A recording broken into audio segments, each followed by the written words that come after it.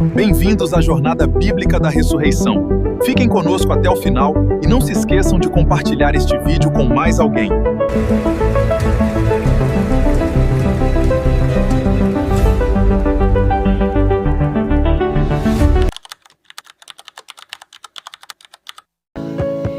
Louvado seja o Senhor.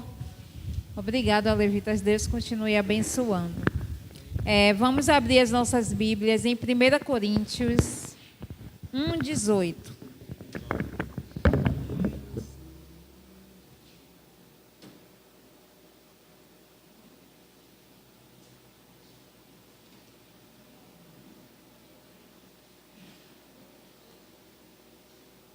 Primeira Coríntios 1:18. Amém? Todos acharam?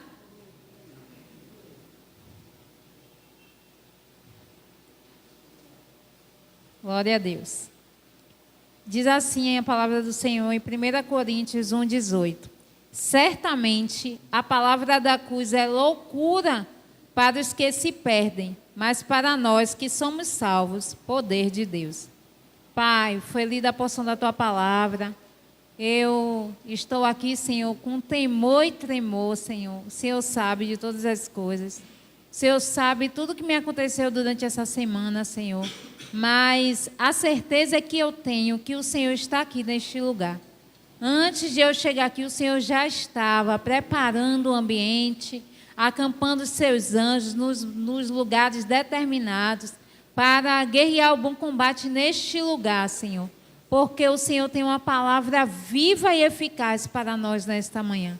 Por isso, Senhor, eu me reduzo a nada, Senhor. Que o Senhor faça com que toda a minha sabedoria humana, Senhor, todos os meus achismos, todas as minhas ideologias, pensamentos humanos, mundanos, Senhor, seja desfeito neste momento. E que a tua sabedoria que vem do alto, Senhor, que é rica, poderosa, Pai, possa estar pousando sobre a minha vida, Senhor.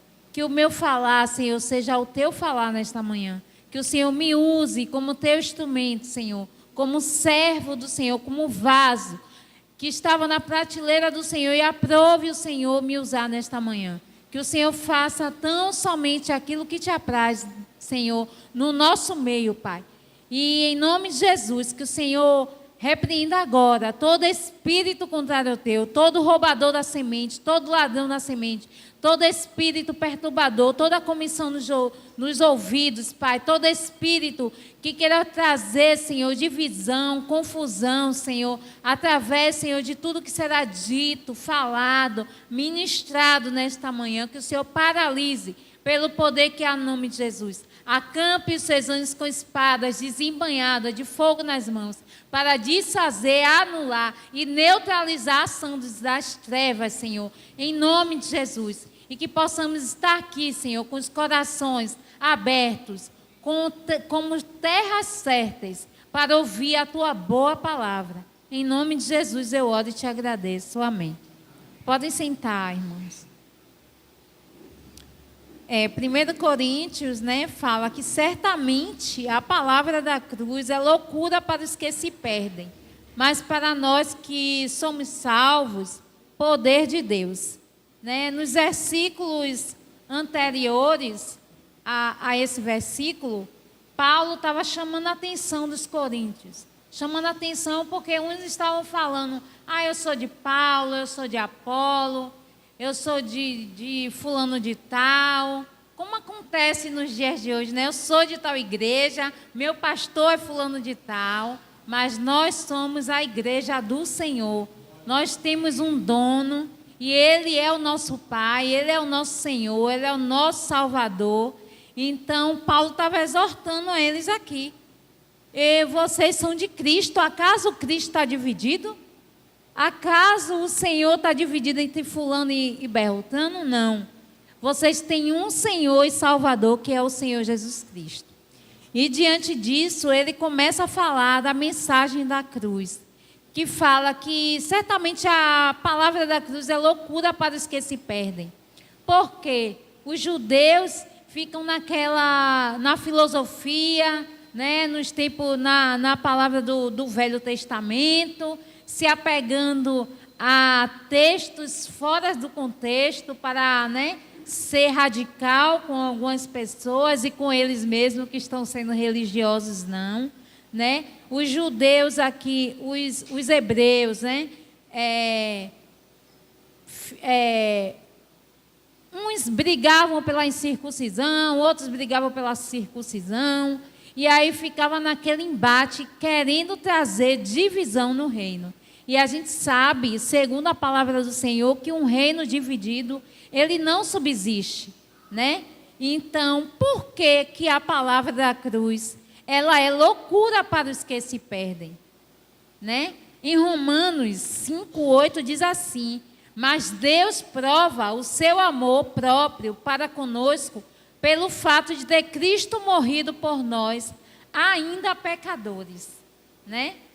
E em Romanos 3:23 diz assim: pois todos pecaram e destituídos estão da glória de Deus, né? A palavra da cruz é loucura porque o mundo não entende que Deus pegou o seu único filho, a preciosidade que ele tinha, né, lá no céu, com toda a sua glória, com todo o seu status, e enviou à terra para morrer por mim e por você, para morrer por pecadores, para morrer por aqueles que estavam ali sorteando as vestes de Jesus, para morrer por aqueles que chicotearam Jesus, para morrer por aqueles que condenaram ele à morte, para morrer por aqueles que estavam gritando: solte Barrabás e prenda Jesus e crucifique-o.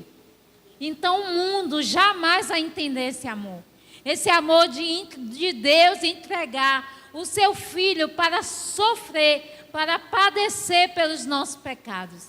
E eu não sou mãe, mas eu acredito que se eu tivesse um filho, eu não teria coragem de entregar, né? E eu creio que vocês que são mães, que são pais, eu acho que não conseguiriam fazer isso.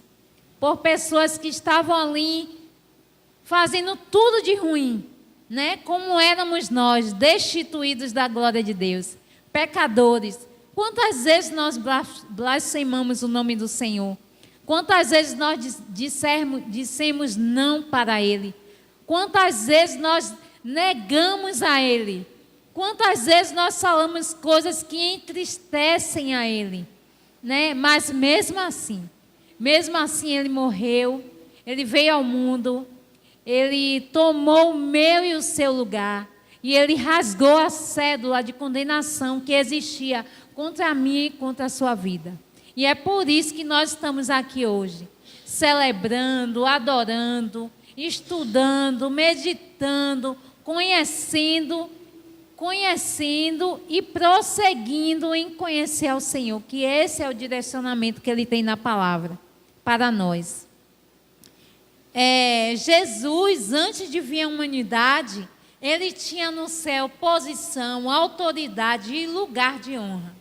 Em João 1, de 1 a 3, diz que no princípio era o Verbo, e o Verbo estava com Deus, e o Verbo era Deus. Ele estava no princípio com Deus.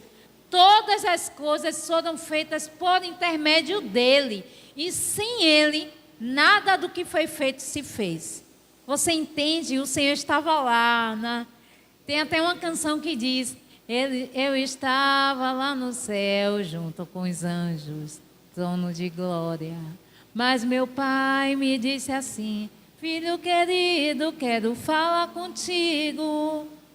Você vai ter que descer para a terra para salvar o mundo. Então ele estava lá no céu, no trono de glória, reinando, né? Que ele é o nosso rei. E o Senhor enviou ele, né? Em Colossenses 1, do 15 ao 16, vamos abrir a palavra em Colossenses. Aleluia, Jesus. Do 15 ao 16 diz assim: Esta é a imagem do Deus invisível, o primogênito de toda a criação. Pois nele foram criadas todas as coisas nos céus e sobre a terra, as visíveis e as invisíveis, sejam tronos, sejam soberanias, quer principados, quer potestades, tudo foi criado por meio dele e para ele. Ele é antes de todas as coisas e nele tudo subsiste. E aí depois ele vai falando que ele é o cabeça do corpo da igreja, que ele é o primogênito, que ele é o princípio de todas as coisas e que ele é o primogênito de entre os mortos, para em todas as coisas ter a primazia.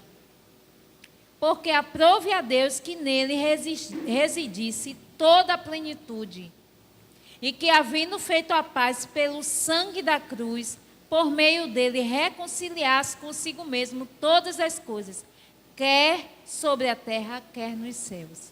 Então foi através dele que o mundo foi criado, né? Quando ele disse haja luz, e houve luz. Quando ele disse haja divisão entre as águas. Quando ele disse haja os animais, né, nas águas, os animais nos céus. E ele foi criando através dessa palavra que João diz, que no início ele era o verbo e o verbo estava com Deus, né? Confirmando, que muitos dizem, o verbo, a palavra, mas ele é a palavra. Ele é a palavra. Então ele veio como homem, como forma humana, para morrer por mim e por você. Em João 17,5 diz assim: e a glória glorifica-me, ó Pai, contigo mesmo, com a glória que eu tive junto de ti, antes que houvesse mundo. Está vendo a confirmação de que ele estava, né, em um outro patamar, em uma outra dimensão, em um outro nível de espiritualidade. Mas ele deixou toda a sua posição e glória para se esvaziar e vir nos redimir dos nossos pecados, conforme escrito está em Filipenses 2, de 6 a 8. Pois ele, subsistindo em forma de Deus, não julgou como usurpação ser igual a Deus. Antes, a si mesmo se esvaziou, assumindo a forma de servo, tornando-se em semelhança de homens, e reconhecido em figura humana. A si mesmo se humilhou, tornando-se obediente até a morte, e morte de cruz. Ele se esvaziou. Filipenses 2, do 6 a 8. Ele se esvaziou, ele estava ali cheio de glória, cheio de majestade, mas ele precisou vir em figura humana. E a gente sabe que com o corpo glorificado, né? A gente vai ter esse corpo glorificado, a gente vai receber do Senhor, né? Essa luz, esse brilho, né? Mas o Senhor já estava ali com Deus, né? Cheio de glória, cheio de poder, assumindo a posição dele, que é de rei, né? Mas ele precisou se esvaziar, ele precisou, Senhor, segura aí, Deus, segura aí essa glória, que eu preciso ir morrer por eles, eu preciso ir pagar essa dívida impagável. Não existia outra pessoa que pudesse, né, pagar esse preço que Jesus pagou. E lá em Apocalipse, João, quando ele teve a visão, ele chorou muito, porque não havia ninguém digno de abrir o livro e desatar os selos. Não havia ninguém capaz de vir aqui na terra, humanamente falando, que pudesse assumir o lugar que Jesus assumiu. Por isso ele precisou se despir de toda a sua glória, se esvaziar, se humilhar, para que ele viesse à terra, assumir o meu e o seu lugar na cruz. Então, é por isso que a palavra da cruz é loucura. O mundo não entende. A sua morte trouxe salvação ao ladrão da cruz, descritos em Lucas 23, do 39 a 43. Né? Ali com Jesus na cruz do Calvário, de um lado estava dois ladrões, né? Que estavam sendo condenados. E um deles começou a dizer: você não é o Cristo, salve-se a si mesmo e desça da cruz, né? Afrontando ao Senhor. Porém o outro, instruído, né, pelo Senhor ali e temendo a presença de Deus que estava ali do lado dele, né, na forma de Jesus, ele disse: nós merecidamente estamos aqui pagando esse preço, mas ele nada fez para que recebesse esse castigo. E aí depois ele diz: Senhor, lembra-te de mim quando estiveres no paraíso. E o Senhor disse: ainda hoje estarás comigo no paraíso. Ele não pregou, ele não evangelizou, ele não fez nada, mas ele recebeu a salvação, porque ele reconheceu quem era Jesus, né?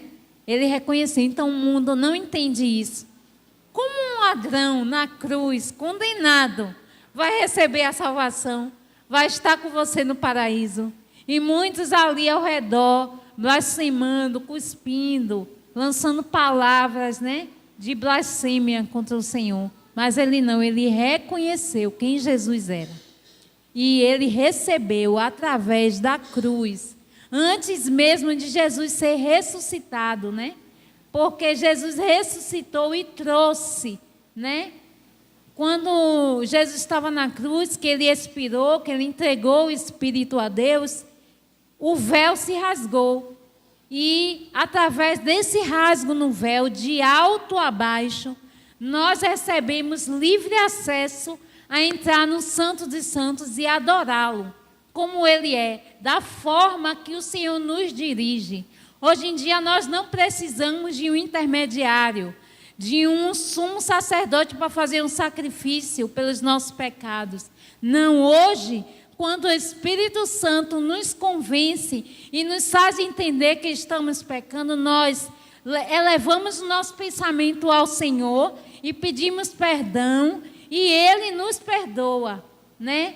E a misericórdia dEle nos assiste e a gente continua o caminho com o Senhor. Mas antigamente não era assim, né? Precisava que animais fossem mortos, sacrificados ali nos templos, né? E só poderia ser feito pelo sumo sacerdote. E através do sumo sacerdote Jesus Cristo de Nazaré, nós hoje temos livre acesso à sala do trono. Nós temos livre acesso em qualquer lugar que estivermos, clamar pela glória dele, e ele vem e nos assiste. Ele vem e nos responde. Ele vem e nos faz companhia. Quantas vezes na minha vida eu, Senhor, preciso de um abraço. Eu preciso do Senhor. E imediatamente eu senti a presença dele. Ou ele enviar alguém para mandar uma mensagem. Ou ele me direcionar uma palavra que trouxesse acalento, conforto, consolo, né, para o meu coração. E assim é nos nossos dias. Nós não precisamos mais de um sumo sacerdote, porque o sumo sacerdote primaz, que teve a primazia, Jesus Cristo de Nazaré, se colocou no nosso lugar. Amém, igreja? Aleluia. E por que loucura? A sua morte trouxe salvação ao ladrão da cruz. A sua morte nos reconciliou com Deus. Estávamos desconectados do Senhor.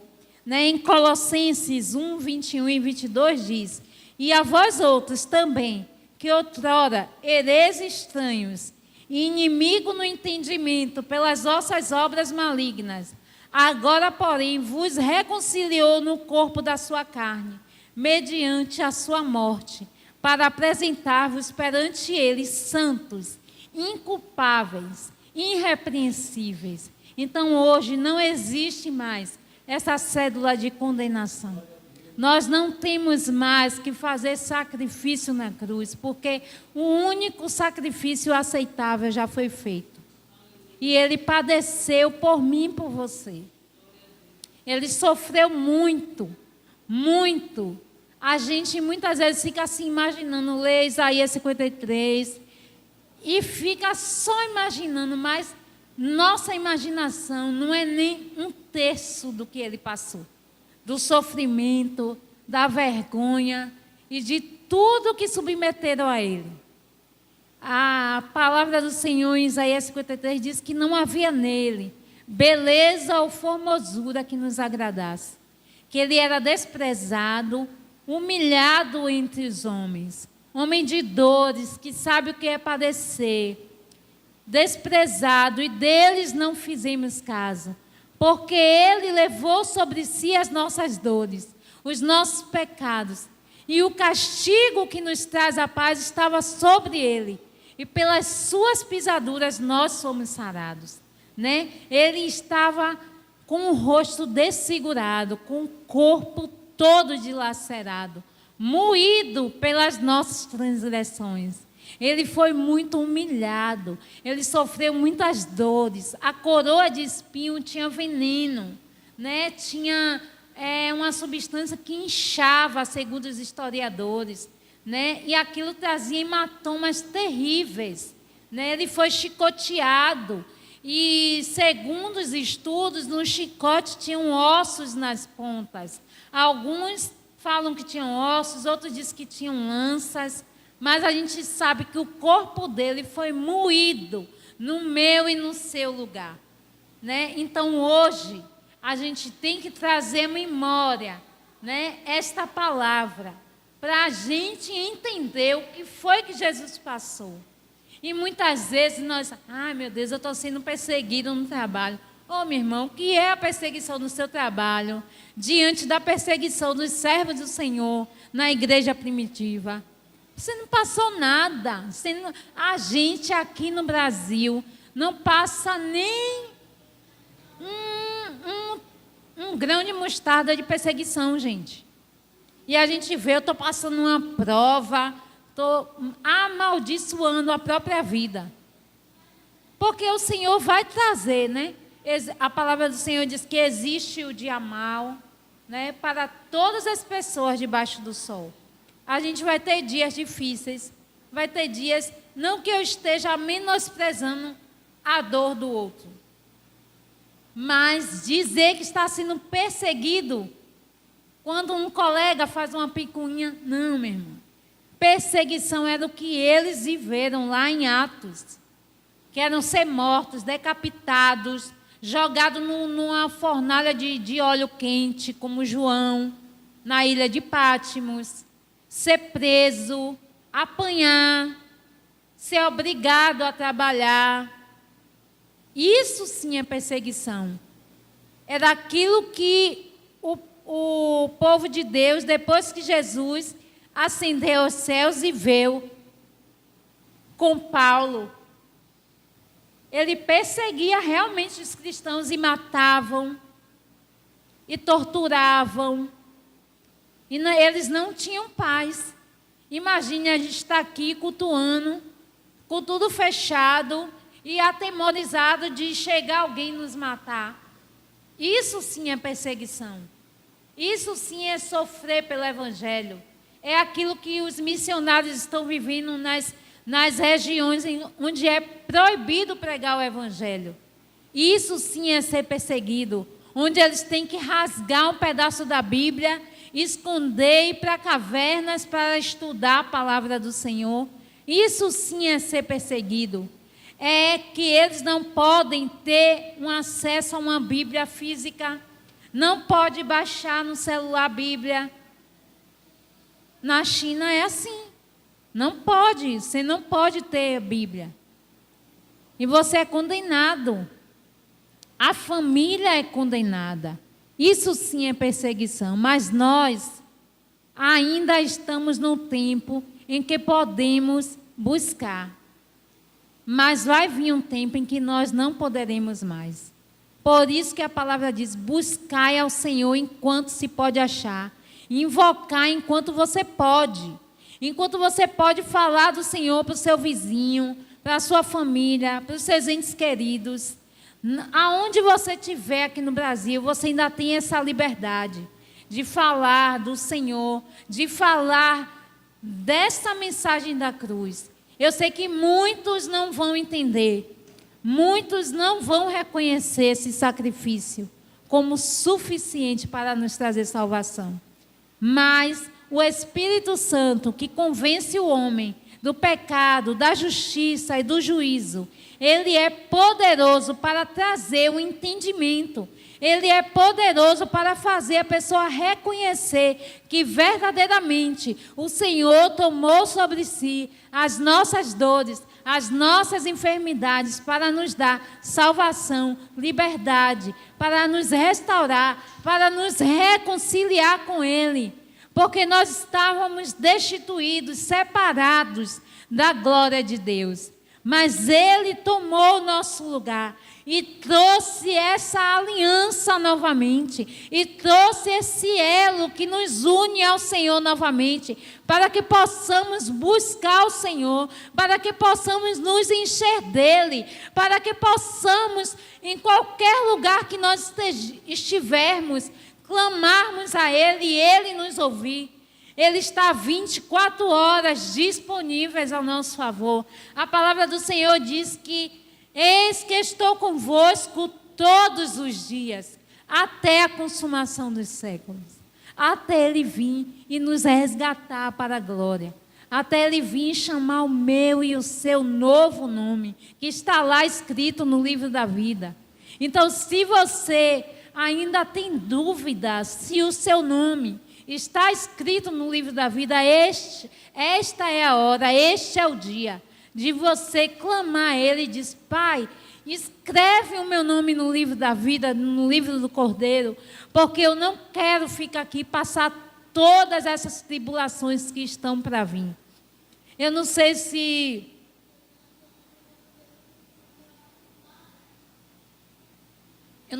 vocês costumam ler Apocalipse. Quando eu me converti, nas primeiras semanas, eu já queria ler Apocalipse. Me achando. E aí tinha um menino, na época do pastor Irlan, Carlos, que era o baterista. E ele tinha um livro lá de Apocalipse, falando da besta, falando de tudo aquilo, E aí eu peguei: me empresta esse livro que eu vou estudar Apocalipse. Me achando, minhas irmãs, meus irmãos, eu não dormia. Primeiro, porque o livro não estava totalmente condizente com a palavra, e eu não tive esse entendimento, de perguntar ao pastor primeiro: pastor, vê essa referência aqui, é condizente com a palavra? E eu comecei a ficar com medo, não consegui dormir. Por quê? O Senhor ainda não tinha me purificado totalmente. Então vinha à minha mente os pecados: meu Deus, eu vou sofrer tudo isso, a besta vai me pegar, e ficava naquela loucura, E hoje em dia, com o conhecimento do Espírito Santo ali, porque a Bíblia é o único livro que a gente lê na presença do autor, Ele está o tempo todo ali conosco e Ele nos ajuda. Se você tiver alguma dúvida referente à palavra, peça ao Senhor que Ele vai esclarecer. Pelo menos comigo acontece muito. Às vezes eu fico assim: Senhor, mas por que essa palavra que eu não entendi direito? Às vezes eu pergunto, a pastora, algumas pessoas que eu sei que estudam a palavra e que são ali fiéis, ao que está escrito aqui. Mas hoje em dia eu leio Apocalipse na esperança do meu Senhor voltar e destruir a Satanás. E fazer com que todas as coisas que estão escritas nesse livro sejam cumpridas na vida daqueles que são escolhidos, na vida daqueles que escolheram o Senhor, que levantaram as mãos e disse: Senhor, eu quero estar contigo no paraíso, como disse o Adão. Eu quero estar contigo na glória. Eu quero me sentar na mesa, na ceia que já está preparada. Meu Deus, se a gente come um camarão aqui, uma lagosta, umas coisas gostosas, a gente fica, Chega a ficar assim, saciado. Imagine na glória. no banquete em que seremos servidos pelo Senhor. Hein, Ed? A feijoada do céu deve ser.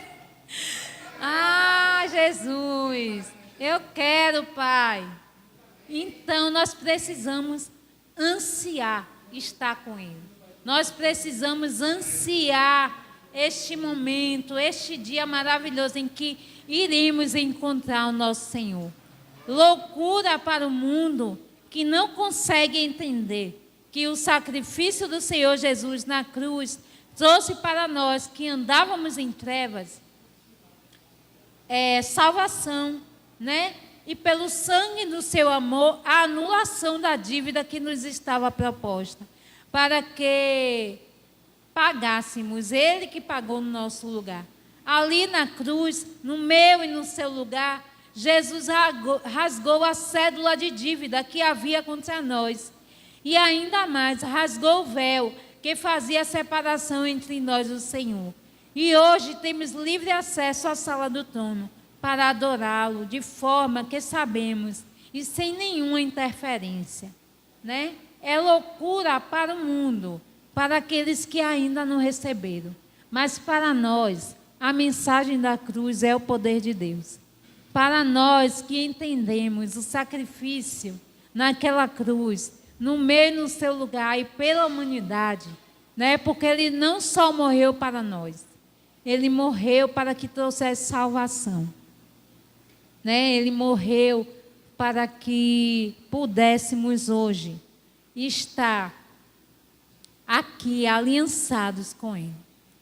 E eu estudando, né, sobre essa salvação, sobre tudo que o Senhor fez, né? E a palavra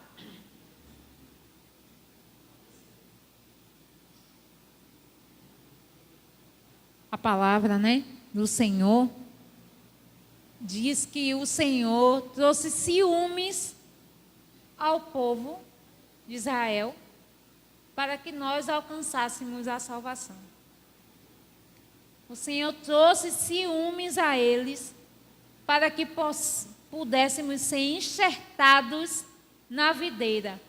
E diz mais que nós éramos oliveiras bravas, né?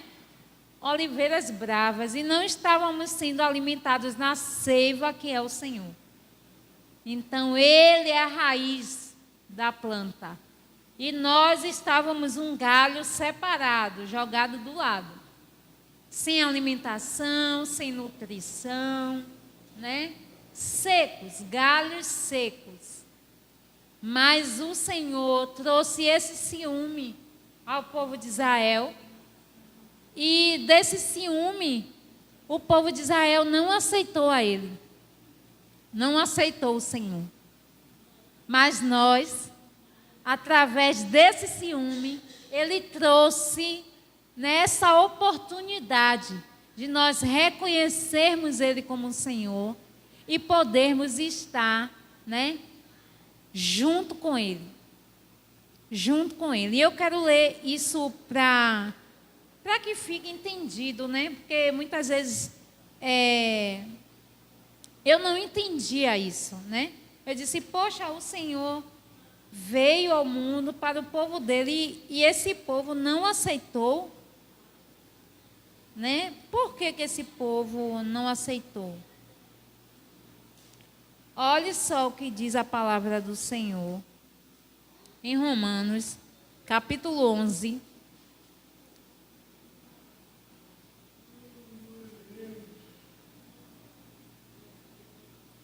Romanos capítulo 11, versículo 11. Diz assim: pergunto, pois, porventura tropeçaram para que caíssem? De modo nenhum. Mas pela sua transgressão veio a salvação aos gentios, para pô-los em ciúmes. Ora, se a transgressão deles redundou em riqueza para o mundo, e o seu abatimento em riqueza para os gentios, ou seja, eles foram abatidos e nós recebemos essa dádiva do Senhor. Ora, estou no 12. Se a transgressão deles redundou em riqueza para o mundo, e o seu abatimento em riqueza para os gentios, quanto mais a sua plenitude. Dirijo-me a vós outros, que sois gentios, visto, pois, que eu sou apóstolo dos gentios, glorifico o meu ministério, para ver se de algum modo posso incitar a emulação do meu povo e salvar algum deles. Porque se o fato de terem sido eles rejeitados trouxe reconciliação com o mundo, ou seja, eles foram rejeitados porque não aceitaram, não receberam o Senhor. E essa rejeição trouxe reconciliação ao mundo. Que será o seu restabelecimento, senão vida dentre os mortos? Que se a rejeição dele trouxe salvação para o mundo, imagine quando eles reconhecerem realmente o Senhor como Salvador. O seu restabelecimento, senão vida dentre os mortos, ou seja, vai ser um mover tremendo. E se forem santas as primícias da massa, igualmente será a sua totalidade. Se for santa a raiz, também os ramos serão.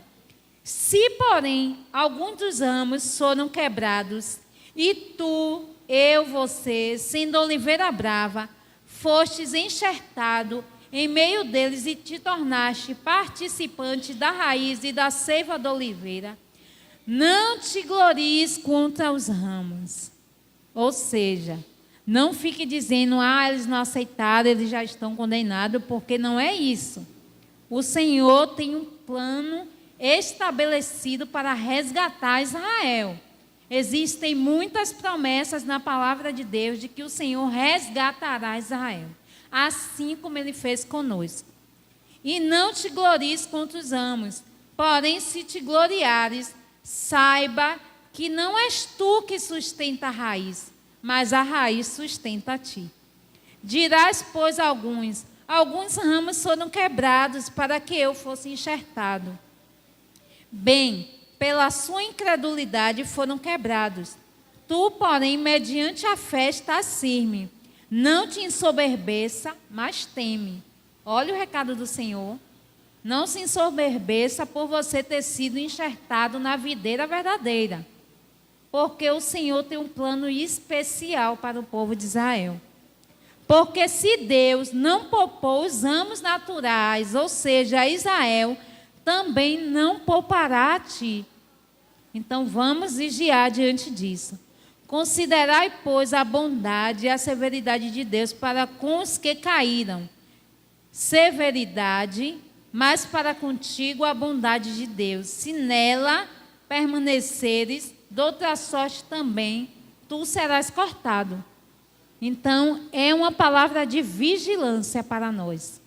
A gente recebeu esse dom gratuito de Deus, essa graça, essa bênção do Senhor, mas não é para que a gente venha se ensoberbecer, Porque a gente vê muita gente assim.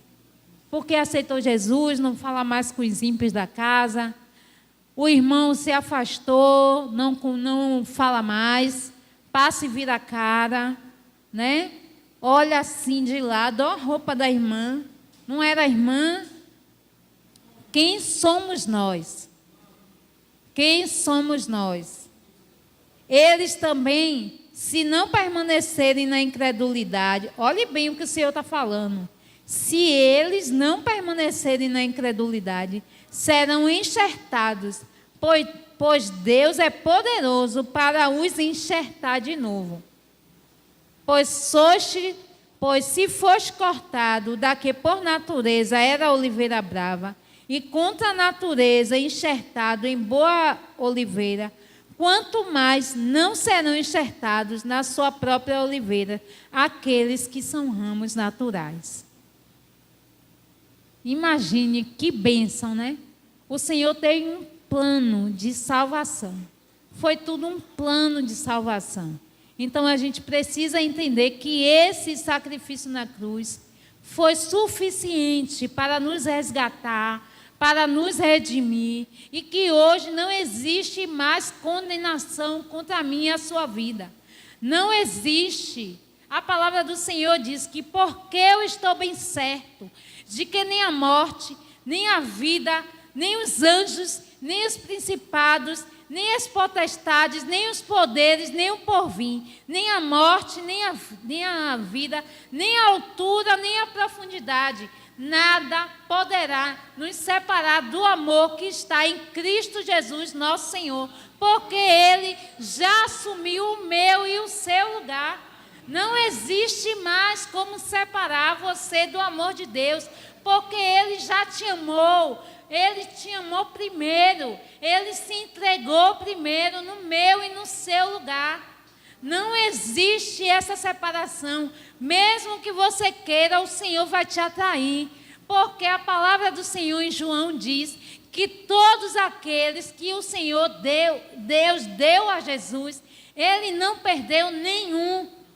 Possa ser que esteja demorando alguns dos seus entes queridos, alguns dos seus familiares a voltar à presença, mas tenha essa certeza, porque a palavra é o poder de Deus, a mensagem da cruz é o poder de Deus, e Ele não morreu só por mim, por você que aceitou, Ele morreu por toda a humanidade.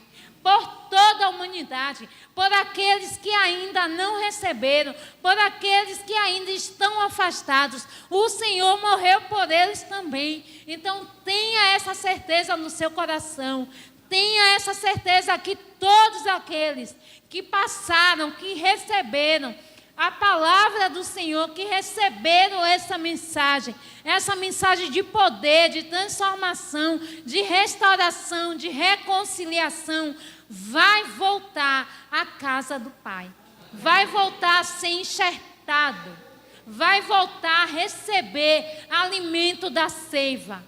Parece loucura aos nossos olhos, porque a gente não vê solução.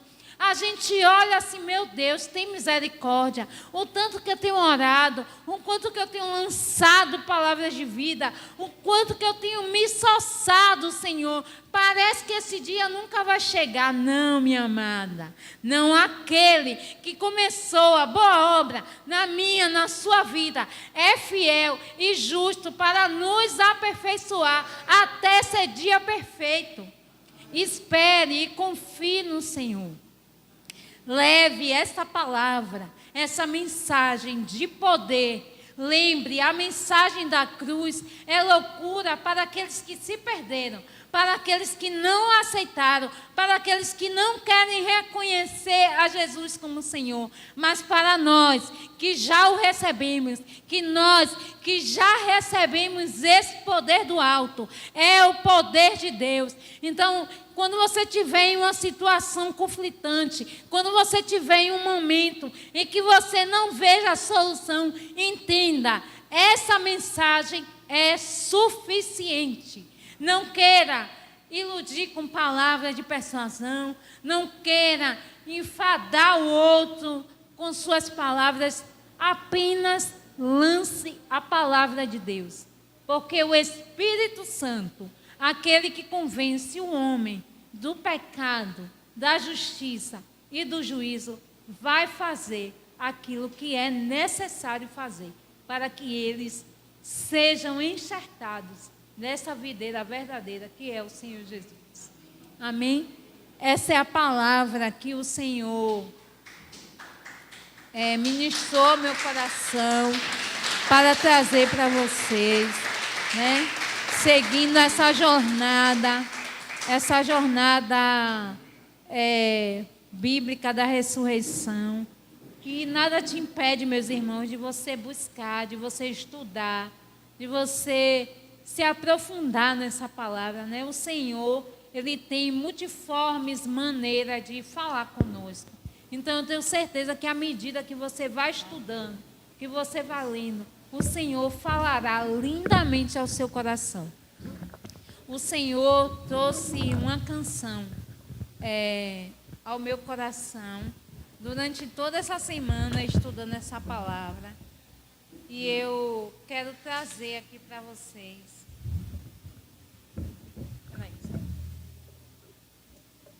Aleluia.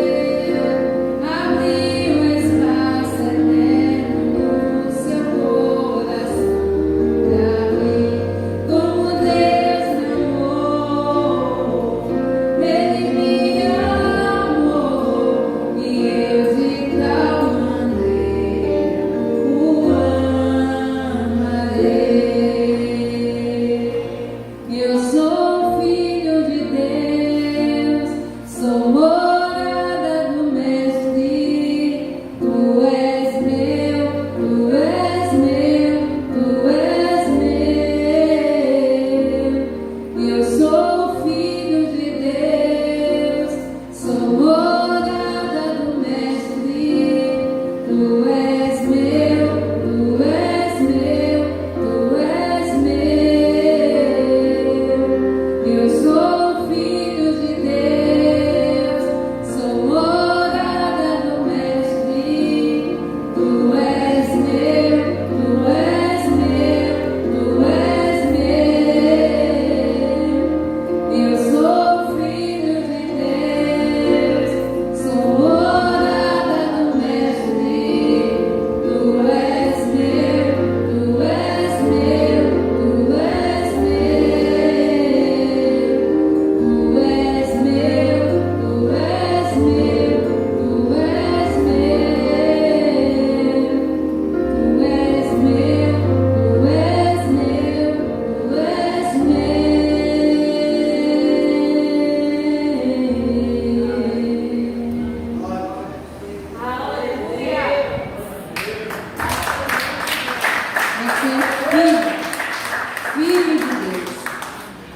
Filho de Deus.